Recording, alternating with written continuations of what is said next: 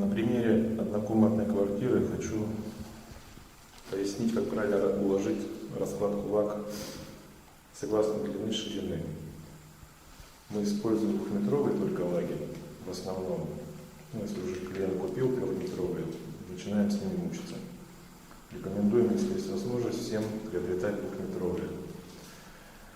Чем они хороши? Ровные, прямые, менее их ведет, удобнее монтировать, доставка и так далее. Очень хорошо подходят под лист фанеры 1,52 на 1,52 м. Еще они очень экономны для раскладки любой длины и ширины любой комнаты.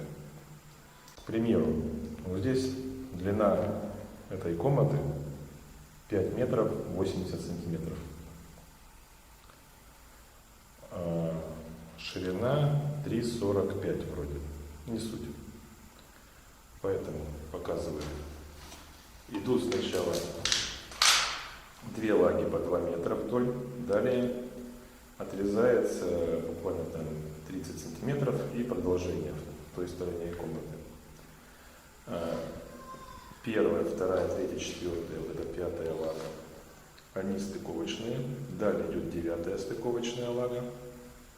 Сначала нужно выставить их. Далее 10-я у стены, которая от 3,05 до 3,45 заполняет участок. То есть главное правильную раскладку делать. Видно, что отходов по лагам фактически никаких нет. Только вот в этой комнате немножко. Еще очень отличный момент, который необходимо знать, если человек делает полы, регулируемые своими руками. Бывает, что люди, начиная устанавливать полы, завышают уровень, не зная некоторых моментов.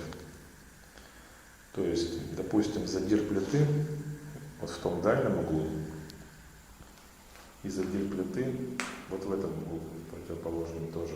Причем замечательный задир плиты, который бы весь уровень поднял еще бы на сантиметр 1,5-2. Есть такой момент.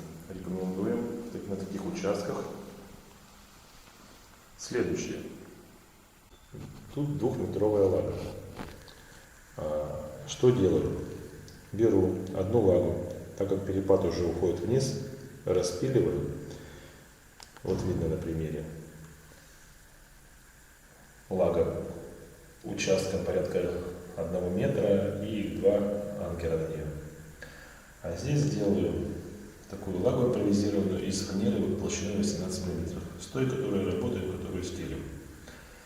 Она очень прочная получается, не менее прочная, чем сам брусок.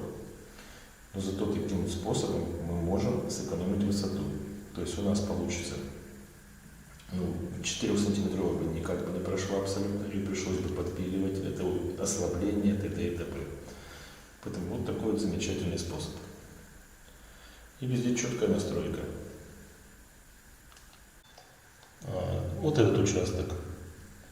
Можно обратить внимание, что здесь лага у нас проходит одна, но так как идет какая-то труба с какими-то проводами, давно установленными, делается просто в бруске арка. А далее такая же ситуация. Применяется обрезание лаги. Да, обрезание прям. А далее также делается лага из фанеры. И все четко проходит. Единственное, что нужно будет применять саморез там, где лага из фанеры, хотя бы 50 и 45-50.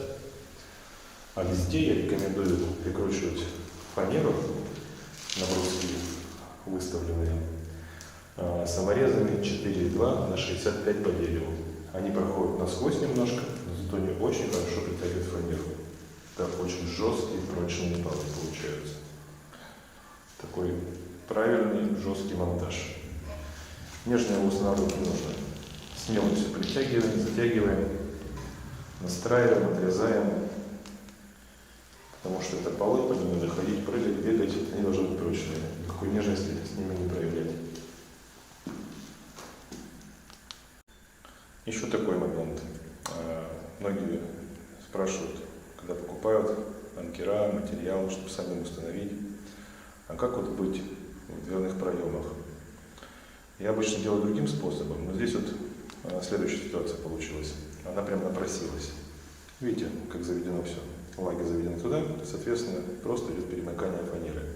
Можно с одной стороны лист положить, с другой, с разных сторон помещений. И потом вставишь, вырезал, прикрутил. Но я обычно даже не парюсь, а делаю по-другому. Но здесь именно так. То есть можно просто мостики сделать с одного листа фанеры на другой. Но это как бы кому интересно, пишите пояснить. Здесь получается также с левой стороны первая, вторая, третья, четвертая, пятая стыковочная. И ставим еще 2 лаги, так как ширина помещения это напрашивает. Если поставим 1 лагу, будет большой шаг. Не нужно этого делать. Не экономим, делаем правильно, будет прочно. Тем более это очень проходимые части помещений. Даже если не проходимые, все равно нужно делать дополнительные разные моменты. То есть для этого даже в заготовленных лагах порой нужно просверлить дополнительные отверстия, ну и так далее. Перепад по квартире существенный. Там у нас, допустим, в углах до верхней лаги не более 4,5, допустим, сантиметров, а здесь уже до 10. Соответственно, используя мин-плиту теплошумоизоляционную, лучше использовать в таких случаях мягкую, не твердые акустики, а мягкие. Можно их применять в 2 слоя, они прижимаются фанерой. Получается неплохая шумоизоляция. И она тоже дышит, не переживайте. Циркуляция воздуха присутствует.